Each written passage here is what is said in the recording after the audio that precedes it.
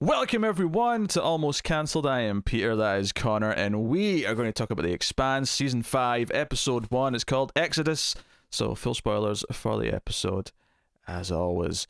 So it's great to be back for the season, especially since we're late in starting this, because Connor's computer broke down right before the show came back, and we had to wait for his replacement before we could start. So I believe Episode 6 is debuting. By the time this goes up, it'll debut today or tomorrow or yesterday or whatever. So we'll hopefully be almost caught up by Episode 7 next week. Try to get through it as quickly as we can. Nice. But that's why we're late. That's why we weren't here when the season started, and it took a bit of time before it felt weird for me to do like 2/3 of the season on my own when we've done this as a pair since Episode 1. I've been out of commission for like a month, so it's been weird. Yeah, it's been odd, but we are back, and we have so many plot threads from the previous season.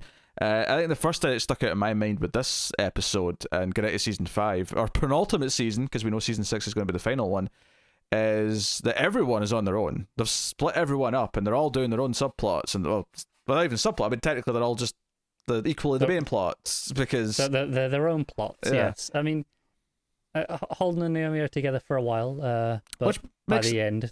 Makes sense since they are a couple that they would still be sticking together. In fact, my biggest critique of this whole episode might be the reason or the scene where they have to kind of split them up felt a little TV contrived so we could justify them being separate. And I'm not even sure what they could have done to make me okay with it. Yeah, I get where you're coming from. I think the problem is the fundamental argument that she has of, well, you're an Earther, it'll just make things worse. I feel like if they just went a little bit harder down that line and kind of convinced me a bit more of that argument, I'd be more okay with it. I think I don't know if I would ever have not seen it as the TV trope of having to split them up when it feels like it doesn't make a whole lot of sense to me, and is not satisfying to me. So I feel like all they could really do, all it ever was going to be, it's not like the good version and a lot of the bad versions, it was just more... I'm always going to slightly dislike it a bit, so it's just a case of the damage control. Like, how much can you negate how much I dislike it? And I think one of the little things they maybe could have done is not do the thing where he thinks he's going with her for a couple of lines of dialogue, and she's saying, no, I'm leaving in 20 minutes. I'll get packed. I'm like, no, the audience has already figured out you're not going, Holden. If they'd skipped that part, if they'd skipped that trope, I think I might not have quite had that distaste in my mouth at the end of the scene. Yeah, I wonder if you know that part I was just saying how she kind of brings up, oh, you're an Earther, you'll make things worse. If instead of him trying to come along and just thinking that's what's happening, if he presented that, being like, hey, me being there might make things worse, maybe I should sit this one out. Yeah, might make it more palatable. I mean, I suppose in a lot of ways, I think the plot with Marco and to an extent Philip and Naomi is, I suppose, the closest thing to the A plot of the season, at least right now, because that's where the cliffhanger was in the last season. We have this asteroid that's been lunged seemingly towards the Earth, which according to the end of the episode is impacting in 12 days. I've done the math to see if it's accurate, admittedly, but I do respect this show's dedication to the realism, at least so far. So when the episode started and it said 173 days or whatever it was since launch, I'm like, oh, I guess they're being really accurate with how long this thing will take to actually get there. The good thing is about this, I assume it's pretty easy to work out because it's just speed and distance, right? There's nothing to slow it down. Well, it's space. I'm sure physicists know exactly how to work this out, and they've done it, and it's easy and great. Because I was actually thinking, like, they're not going to see this coming if it's going this slow, relatively speaking, to like when it was launched. And that's actually what the first scene addresses, is that they're actually going around, and like anyone who does catch wind that this thing's on its way, there's this little science ship that's taking readings of meteors and stuff near Venus. It's the sun, it's Philip, who goes in and like kills these people, which I think is important at the start of the season, because we got a sense in the finale last season that he had been kind of like brought up by his father to be a bastard like him, but I think it was important for the start of the season to sort of really set up for us right away. He is, he's a bad guy, and he's all in on this shit. Yeah, so everything Naomi's going to do to try and save him, there's going to be this struggle of her trying to sort of win him over, and if they can pull that off this season, if they can make me get to the point where I want her to succeed, Because right now I'm not necessarily want her to succeed. Right now I'm like, nah, he's kind of a dick. So I'm kind of okay with it. But if they can pull off that he's actually going to, grow a heart, have some empathy, and maybe start to question things a little bit, if they can pull that plot off, and this show has the potential to do it, then I think that could be a big thing. It's going in with a lot of goodwill, right? I think it at this point, it's until proven otherwise, I will assume they are capable of whatever they set out to do. Yeah, like I say, I mean, the same way they have to split Holden and Naomi up is the only thing that felt sort of TV tropey to me in a way that kind of, struck a negative chord. Everything else, it's a very set up episode. It's not the most exciting episode in the world because it is all just there's setting up where everyone is, what's going on. In many ways, it kind of does feel like this in last season where we're kind of planned together, because it does kind of feel like a continuation. I suppose in a lot of ways, like season 1 and 2, kind of felt like it just continued on without it being much of a separation. And even though these were different books, because season 4 was book 4 as far as I am aware on the planet. I believe so, yes. So, but yeah, so we have to address where everyone is, and we kind of we started off with Naomi. She, they're at the Taiko station and getting the Rassi all ready and up, and she gets information on her son. And she kind of disappears at that point, and then we don't see her until the scene where she says, "Hey, I've chartered a flight. I'm off. I'm going to go try and catch him at this space station." And Holden's left behind. Holden, on the other hand, is basically out to get dinner by himself because Naomi's busy. And the reporter, Monica from season 3, appears. I like that this show will bring characters back that we've not seen in over a season, because it's done it before. Was it that long ago? Yeah, it was season 3, so that was it was the back half of season 3 when she was like on the ship and she was witnessing stuff and all that. Yeah? I just again, it's been a while. I just assumed she was in season 4 as well, but I don't believe so. She probably wasn't. No. You're probably right, and it's just it's been a while. My brain just decided, I know who this character is. She's been around for a while. That I just assumed she was there. Yeah, and that sets up some stuff with the OPA, particularly Holden immediately goes and talks to Fred Johnson because she raises the idea that there's rumours that the OPA are experimenting with a sample of the protomolecule, which as far as he was concerned was all gone. And Fred just kind of basically admits it immediately. Doesn't even try and dance around it. He's like, yeah, and what are you going to do about it? Yeah. Makes it clear that it's necessary, and and it's not even that. It's a little confrontational at first, but it kind of calms down quite quickly, where it does kind of feel like Holden is ready to maybe take a break from trying to save the galaxy constantly. Maybe it's time to calm down a little bit. Obviously, the big ideas, and I think this is a really smart scene actually in a lot of ways, because there's a lot of big concepts we started poking at in season 4, especially in the conversation, talking about this ancient war and the builders of the gates versus the builders of the protomolecule and all this stuff. And I think this scene was really good because I had vague memories of talking about stuff like that, but I couldn't have necessarily pinpointed a lot of it. This scene was like, here's your recap of this cool idea, just to set you up. I actually think this is one of the smartest scenes of the episode, because as well as kind of reminding us of all this stuff and giving us a just pretty succinct summary of the higher concept stuff, it also introduces this idea of Holden maybe should take a break. I think John's like, hey, you grew up on a farm, maybe go build a farm, instead of trying to save the world, go and just make something for yourself. And it's this idea of, okay, there's an end game for Holden in sight. Yeah, and it mentioned, of course, we mentioned at the start it was 170 something days since the launch of the rock. I feel like some of the other advancements in that time frame, because presumably the Rassi was doing stuff for a while before this downtime, because recently, obviously Amos and Alex leaving to go and do stuff is a fairly recent thing. They're just on their way to places in this episode and landing. And one of the big things we get from a world perspective from the overall mythology is that there's we see multiple advertisements in the background for all this job opportunities that are opening up through the ring. All these colonies that are forming on these different worlds who are mining various rare minerals, things like that. And hell, even the guy who was kind of with Bobby last season who died, like his family. At one point we see Bobby talking, or not even talking, just getting a message from the wife, who's on her way to one of the colonies to help build like a new city and stuff like that. So it's I think all that world building stuff is always really great in this show. And I think it's building upon stuff we saw last time. The idea on Mars that people are out of work, that was a big theme last season. And the idea that Alex kind of arrives there and immediately starting to like be surprised. And it's after he has that conversation with Bobby where I think he's just walking to whatever hotel he's staying at, and he looks up at all the sort of the LED billboards and hologram billboards that are there. And a lot of it is, going, out of business sale, going, just all these kind of things. Empty lots for rent. Yeah, the economy is not booming. Things are not going well. He is extremely out of the loop when it comes to Mars. Oh, very much so. And his wife and child as well, which is obviously a big yeah, part. we've known that for a while. Yeah, we have. That's one of those things that I kind of respect about the show, though, is that when he goes to the wife's door, and she's very intelligent in how she tackles this.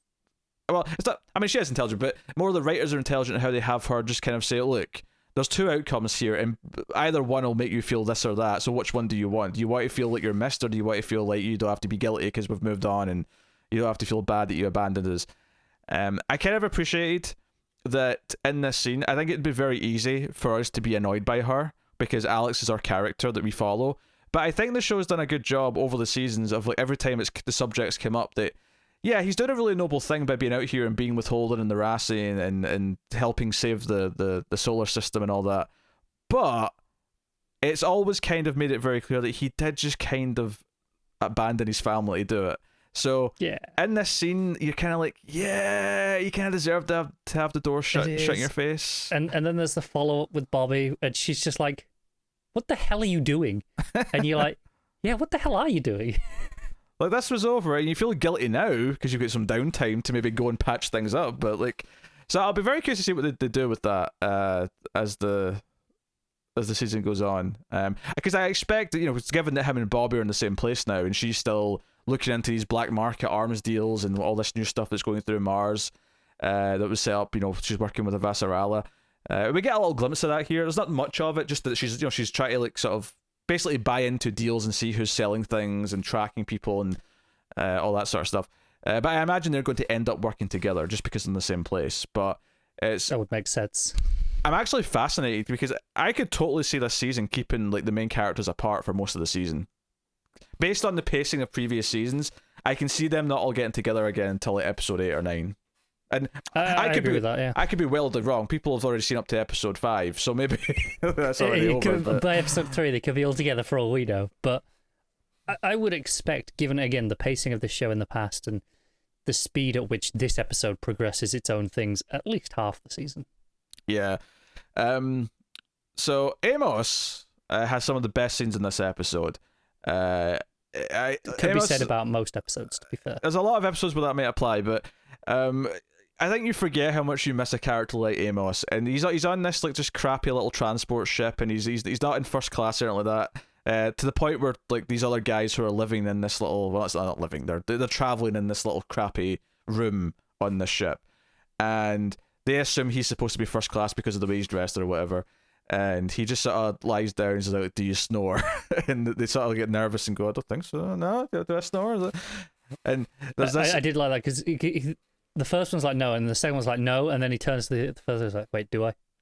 But then there's a sick old woman who does snore, and he almost kind of turns around when he hears it, but he sort of realizes, "Oh, it's a sick old woman. I can't be a dick about this," so he just sort of turns back around and lies down. But this racketeer, comes in. That's this gang who are on the ship who sell insurance. Mob insurance. Yeah, it's the mob insurance. It's basically, you'll pay his insurance, so we'll beat you up at some point during the trip. You're essentially you're paying for protection, from you. And Amos just sort of cuts in and tells this story about how he had to, just survive for 2 minutes without breathing because if he breathed the stuff in, he'd have died from radiation poisoning or whatever. And basically says, look, by the time that gas hits, I can hold my breath for 2 minutes and beat the shit out of you. Essentially. And that scene's good. Because as soon as he starts talking, do you know what? I could watch a spin-off that's just Amos going from planet to planet and like being like Mad Max, where he's the lone like wanderer who's a bit of a quiet like no-name dick, but the second like some asshole tries to like pick on someone who's helpless, he steps in and is that guy. In fact, that's what you call the show. He's that guy. Terrible name, but other than that, I approve. Like, I could totally watch that. But it's just because he immediately goes to the showers, the communal showers, and the other guy's like, they're going to attack you in there. He's like, yeah, I don't like waiting, no. I'll just get it over with now. I'm not going to wait till halfway through the trip. I'm just going to go and do it. And then you've got when he gets off the ship at the end, and, the officers seemingly come up, and he's like, look, when I left, they were all alive. Yeah, also, they started it. Yes, because that's what's really important. Because this is the thing. It was something that Bobby had a lot last season as well, was the, like, in a situation where a bunch of people who think they're tough are trying to intimidate her, and at any second she's going to go into, like, Marine mode and take them all out. And Amos kind of has that too, but it's more unhinged.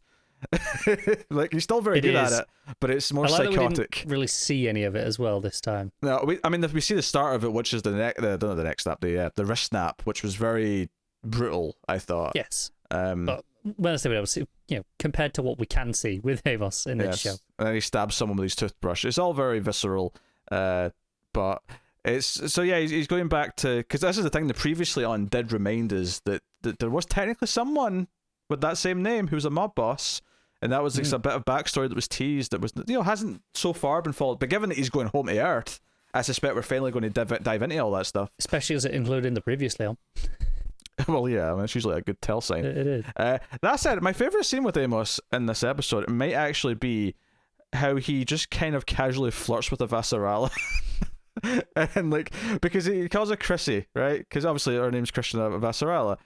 And she says, don't call me that. That says, I'm a political figure, not your favourite stripper. And it just goes, you could be both. It's so he's so casual about it. I know, and I'm just like, I feel like given our marriage is on the rocks right now, maybe she'll jump for it. Actually, if he just flirts enough in the right way, maybe she'll actually be tempted. You never know. But she wants to know what he's up to, and of course she's looking into Marco, and we find out that she's basically got a shitty job right now, just dealing with immigration, with the people beyond the ring. It's all just about the relations with people beyond the ring. And it's basically the new Secretary General. It was kind of like an FU kind of like position, is the way she puts it. So, but it kind of ties into what we were saying like the last couple of seasons as well, is the idea that she's actually more effective when she's not the face of the government. She's effective as more of a, not rogue, but someone who has the freedom to move around and make shady deals and keep an eye on things. Like, she's got Bobby doing her stuff. It's like, okay, yeah, she's got plans. Are you before, so you won't get through customs? Are you planning on killing anyone down there? Notably, he does not answer. That I was thinking, because this was after the Fred Johnson scene, when because the way that conversation went is Holden said, are you doing testing with Dawes, with the proto-molecule, and he says, why would you ask me? I was like, you didn't deny it. All I could think of in this scene is when she says, "You're going to kill anyone down there? Are you planning to kill anyone?" He just says, "Can I go now?" I'm like, that wasn't a denial. That wasn't a no. It's true. And to be fair to Amos, I feel like he often doesn't plan on killing people, but it still happens. Oh, it does definitely still happen. I'm fascinated to see what they do with that. And given that he is relatively close to Vassarala, who's on moon. This is on the moon. We don't see him at Earth yet. He's landed on the moon here. But it is worth mentioning if he is going down to Earth, it gives us one of our main characters on Earth, which means that if that is indeed where that asteroid, that meteor that they've shot at Earth is heading, then yes, I would not be surprised if it's going to hit roughly where Amos is as well. Well, I don't even think it needs to necessarily. I mean, the damage is going to spread. It is, but considerably. I think there's just a dramatic effect, isn't it? Sure. Because where is it? He's going back to Baltimore. I think he said. I think it was that Baltimore. Sounds familiar. It was definitely one of the BCs. One of the BCs. Name another one. Boston. Again would be. Definitely wasn't Boston. No, I know it wasn't, but that was one. Okay, name another one. Brooklyn. I see. That's not say. I know. That's part I'm fudging it a little bit. Shut up. That's part of New York. I was really hoping you wouldn't think about it too much. No. There's the 4 boroughs. No. That's part of New York. I knew as I was saying it wasn't, but I was like, just don't think about it. Just brush past it. Say it with confidence and just keep going. but you had to think about it. Oh, of course it did. But the Amos scenes were really entertaining. Obviously, and I think it's a neat way of introducing where Vassarala is by her just popping up on the journey in one of the other characters' plots, because it wouldn't be unlike this show to just leave a Vassarala for an episode or two before we see where she is again. This show is plenty confident about leaving characters around. Yeah, I mean, there was no drummer this episode, and I'm sure drummer's going to be a factor pretty quickly. Yeah. It ends with a very menacing scene of just Marco checking the trajectory and how much time is left. He's in like shadows, and the only thing that's in front of him is the light of the hologram, and it's all very sinister. Red glow. Yeah, they're really building him up as this big bad, which I think I like, because I don't know if this show has quite had a big bad like Marco before. We've had shades of grey characters who've worked against the heroes. We've had, obviously, the monster of the proto-molecule being. But that was different because it wasn't. Yeah. It wasn't this human antagonist with a reason. It was just a force of nature, was kind of how it felt. This is a political antagonist. This is someone with beliefs and ideas who manipulates people, and in particular has manipulated the son of one of our main characters, which, that's kind of your conduit into kind of that drama and what we can do with that there. So, it's so funny, like, reviewing Expanse episode to episode, because I do feel like after the last season, I do feel like it has this pacing where it does treat the season like one big story, where it sort of slowly builds for a bit, but then it really spikes, and it really, and that's been true since season 1, where it wasn't afraid to, like, I think it took like 4 episodes of season 1 to really hit a moment where it was like, oh shit, like, they've built something great here, and it sort of almost did it without us realizing they'd done it. It was the same way that it wouldn't really have a lot of action sequences like every episode. Every like 3 or 4 episodes, you'd get, here's your big action set piece. So, yeah, but a solid. It is worth mentioning, though, just out of curiosity, looking at the average ratings in IMDb, this one has the lowest of all the new season 5 episodes. That was the only thing I looked at. I didn't want to know anything else. So I was just like, okay. That makes sense to me. Not that this was a bad episode, but in that, no, it's very much, okay, let's establish what we're doing this season and just kind of set the stage. And I think some of it as well is very much here, let's recap some stuff from last season that's important. Obviously, we have to address that Ashford did send out some sort of signal, which I'm assuming it'll pick up on, and we'll get some sort of resolution to that. Yeah. Because he did that as he was dying. But even the final shot of Marco looking at the hologram, it's basically the same cliffhanger as before. It's like, oh, this is on its way to Earth or wherever, and it's just closer now. He's been sinister. Yeah. So it's basically the same thing again. So this episode is about setting up where we are now, reminding us where we were in the last season. And we hear little bits in the background. I think there's a little cameo on the news. We hear, the scientist from last season talking about the device and all that stuff that went on last season. And particularly the portal that she, went through that no one else did down in the middle of the whole thing in the finale.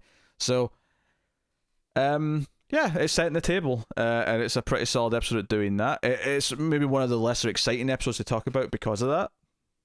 Yeah, but okay. I think at this point of the show, you got solid enough characters that just spending, 45, 50 minutes, whatever it was, with them, kind of catching up, felt good. I do have one little detail that I would like to talk about that I think was making me crack up. It was maybe the funniest element of the episode for me. It's better be good. Which was the place where Alex is arranged to meet Bobby is a bar. It's a cowboy bar. Sure. However, it's not a cowboy bar in that, it's a bar that's made to look like a bar that would exist in cowboy times. It's not like a saloon. It's a bar where the bar stools are saddles. It's this really gimmicky bar, and Alex seems super into it. Like, he's super into this. And Bobby walks in, and she sees like there's a cowboy cartoon playing in the screen behind her, and she's like, what is this shit? And the part that made me laugh a lot is after she like unloads and like yells at him and says, what are you doing? This is a bad day for this. Why are you coming back here thinking your wife will take you back? That part of your life's over. Leave it be. And she storms out, and he's just sitting there, mouth, jaw agape, and he sort of turns on the stool, but he's holding the front of the saddle, and it's like he's just sitting in a saddle, and it made me laugh so much. No, in this, my favorite part of the scene though was, Bobby's obvious disdain for the entire place, and then to top it off, the beer was clearly shit. Oh yeah. Because she takes a sip and she's like, "What is this swill?" It's super gimmicky, and there's something about Alex liking a super gimmicky place like this just cracks me up. Yeah, but for me it was that Bobby would have let it slide. She's like, I can live with all the gimmicky shit if the beer's good, but it's not. So this isn't worth it. Yeah. So that is that's the episode. And as far as, obviously, I mean, we should probably briefly mention that the actor who plays Alex obviously got into some trouble between seasons and will not be back for season 6.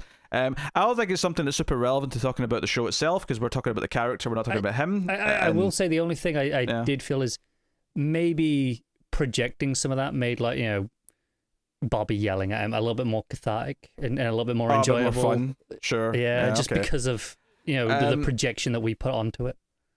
Yeah, it's not something that I was thinking about too much during the episode, because again, it's the character, not the actor. But obviously it makes sense that they didn't want him back for season 6, given that he got into some trouble. Basically, what's